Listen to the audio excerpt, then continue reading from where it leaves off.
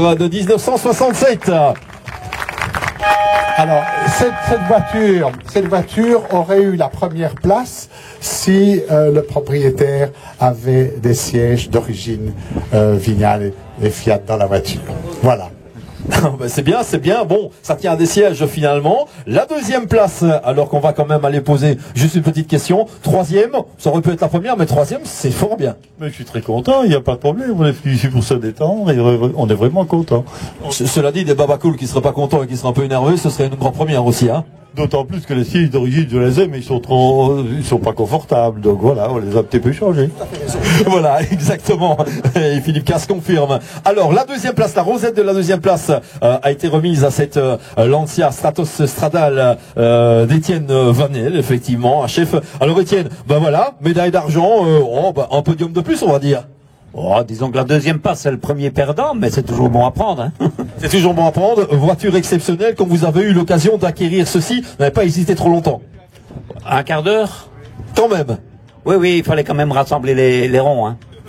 Ouais, ça n'est jamais simple, naturellement. Voiture d'exception. Ce qui veut dire que la première place revient donc à cette Buick Riviera 1971. On avait souligné le caractère excessivement jeune de son propriétaire tout à l'heure, qui avait cassé sa tirelire et qui avait économisé toutes ces années pour pouvoir eh bien se payer ceci. Eh bien voilà ce que ça donne, la première place à ce concours pour cette bien belle américaine de 1971, cette Buick Riviera. Et voilà la coupe du lauréat. Alors le commentaire du propriétaire. C'est incroyable, je vous remercie. Et ça veut dire que vous appréciez mon modèle tout comme moi. Je vous remercie beaucoup. Touché par les mots de Philippe Casse tout à l'heure par rapport à cette auto? Très touché, ils sont très justes. Juste qu'elle est descendue en Allemagne plutôt qu'à Anvers. Et paf. Ah ben il fallait bien que ça arrive. Voilà. Eh ben voilà. Merci bien. Merci en tout cas. Allez, on peut l'applaudir, mesdames, mesdemoiselles, messieurs. On peut les applaudir. Cette Buick Riviera, cette Lancia Stratos Stradale et cette Fiat 850 Vignale Speeder. Cette catégorie post-1965. Des voitures entre 1945 et 1965.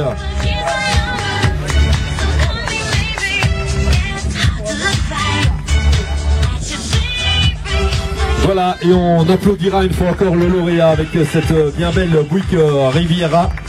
Ah oui, dont la forme aura véritablement fait l'unanimité. Deuxième catégorie, entre 45 et 65.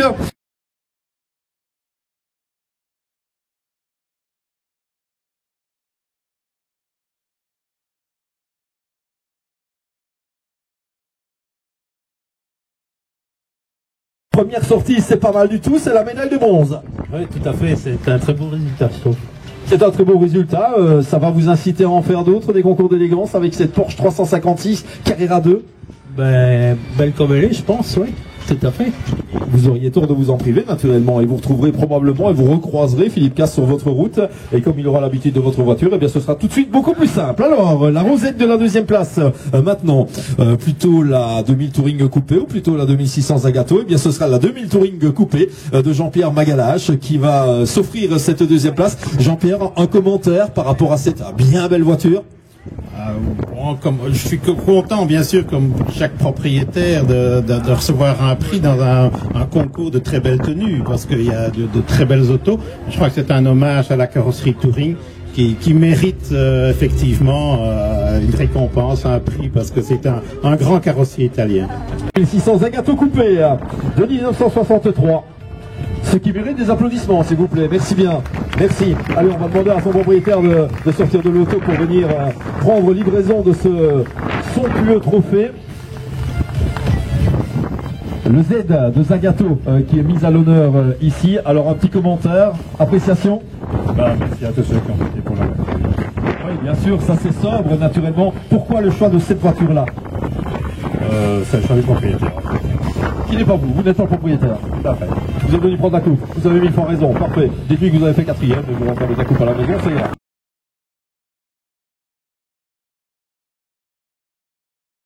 Gabarit de voiture très très impressionnant. On va accueillir également l'Alfa Romeo 1750 Zagato de 1932, bien évidemment, qui nous rappelle, nouveau Larry, qui nous rappelle les années compétition, les années 30 en tout cas, la compétition, ces compétitions clients, ces voitures prêtes à rouler qui étaient livrées par Alfa Romeo. Et puis cette de l'âge D6 70 de 1938, de l'âge Le Mans, avec cette forme absolument extraordinaire. Propriété des 3 voitures Hermann Rossi qui ont été présentées ici et de la Minerva. Et vraiment, il mérite vos applaudissements. Herzlichen Glückwunsch, Herr Rosas. Sie verdienen die Applaus. Voilà, effectivement. Eh bien, tant qu'à en emmener une, il en a amené 3. Plus la Minerva, c'était assez impressionnant, bien évidemment. En conservant un souvenir ému de ce moteur de 27 litres de cylindrée qui a fait bang bang devant nous, ici. Congratulire, bravo, félicitations. 3e place pour cette Mercedes 500K. A few words in English, please. What do you think about this 3rd place and all what Philippe Casse said about your car? I think it's very nice. Just the first year I showed this car around the Euro. And I think to start the 3rd place is quite nice. Thank you very much. So you have to come back for the cars. Absolutely. Voilà, monsieur nous disait que c'était la première fois qu'il exposait, qu'il présentait dans des concours cette voiture en Europe et qu'il était absolument ravi de commencer cette carrière concours par une 3e place. Je lui ai dit, il ne vous reste plus qu'à revenir l'année prochaine. Eh bien oui, pas de souci. Donc on a déjà un participant, Emmanuel, pour l'année prochaine, assuré. C'est sympa, et comme il amène 3 à 4 voitures à tous les coups, c'est merveilleux. C'est une bonne affaire. Alors, 2e place pour l'Alfa Romeo 1750 Zagato 1932. Voilà, la sportivité, la sportivité, le patron de la D'Ieteren Galerie, la sportivité qui est mise en évidence. Un petit commentaire? C'est très bien, chaque année nous revenons ici et chaque fois nous repartons avec un prix, c'est pas trop mal. C'est pas trop mal, c'est pas dans le contrat, mais il faut dire que vous avez vu les voitures que vous présentez aussi. Oui, on essaie tout de même toujours d'apporter les plus belles voitures que nous avons. Et toujours fait plaisir ici au public pour leur montrer les plus belles voitures que nous ayons. Voilà, effectivement, allez à la D'Ieteren Galerie, et puis sinon la D'Ieteren Galerie viendra vers vous et viendra à vous et vous présentera ces joyaux comme cette Alfa Romeo. Et puis, voilà, la de l'âge D6 70 1938 Le Mans quelque part, c'est un choix on va presque dire logique, tellement cette voiture est absolument magnifique, représente également une certaine notion de la sportivité. On remarque quand même que la compétition est bien mise en avant avec les 2 lauréats ici, l'Alfa Romeo et la de l'âge, des voitures issues du milieu de la course en tout cas quant à leur réalisation, et ça c'est quand même franchement sympathique. Alors un commentaire, monsieur, d'abord toutes mes félicitations pour cette bien belle voiture et cette bien belle victoire. Un grand merci d'abord, je suis très heureux de gagner cette prix pour la voiture. Ça a été un travail extraordinaire de réaliser cette carrosserie qui avait disparu de la circulation et qui a été faite d'après les documents d'époque, avec l'aide du carrossier, Figoni Falarski, enfin c'était Figoni, Claude Figoni qui était le fils de monsieur Figoni qui a créé cette voiture, et Patrick Delage qui est le petit-fils de Louis Delage qui avait des documents tous les deux, et à partir de ces documents on a pu recréer cette carrosserie qui n'existait plus, qui avait disparu vraisemblablement pendant la guerre parce qu'on n'a plus aucune